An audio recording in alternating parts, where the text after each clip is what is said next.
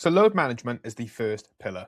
When I talk about load, I don't just mean going to the gym, I mean every single demand that you place on your body within a given week. This can include your training program, it can include your job, it can include your hobbies.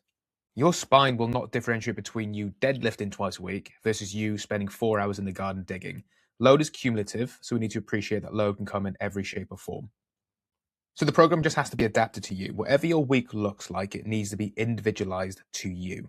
The load calendar does not have to be complicated. It just means being aware. Gym training, your job, hobbies, what you do on your recovery days, all four have to sit alongside each other. And this is your way of figuring out what can your body handle.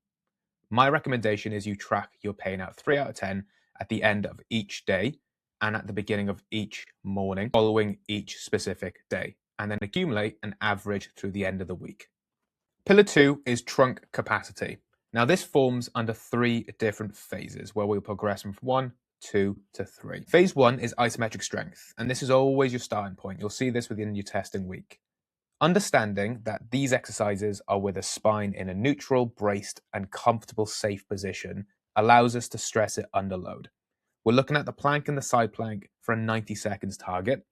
We're using a pull-off press in a kneeling position to look at rotational control for 90 seconds at each side, and this is dependent on the cable machine, the tension of the band that you've got. The hollow hold, or a dead bug, if too difficult, for 50 to 70 seconds allows us to understand how can we tolerate 4 of the main components we need to worry about with trunk control and stability: anti-extension, anti-flexion, anti-side flexion, and anti-rotation. Once we're able to achieve those benchmarks, we'll often move on to phase 2 within 2 to 4 weeks. This is where we look at capacity under fatigue. Now we're working through repetitions here. The plank would progress into something like a hanging or an L-sit or Roman chair knee raise. This allows us to truly understand, can we tolerate this without our lower back getting fully involved? We'll use pain in our lower back as a marker during and after to understand if we can tolerate this. The hollow hold, or the dead bug, will become a decline or a standard sit-up for the same 20 reps. The pull-off press becomes the pull-off rotations, and we'll use the same tension that we use for the isometric test here. And then finally, the side plank would progress into a loaded side bend, where we'd use a third of your body weight for 20 reps. If you weigh 100 kilos, we'll use a 30 kilo dumbbell, plate, or kettlebell. Now, phase 3 is only needed for individuals who need to get back to explosive or ballistic tasks, i.e. football, rugby, tennis, cricket, etc., etc.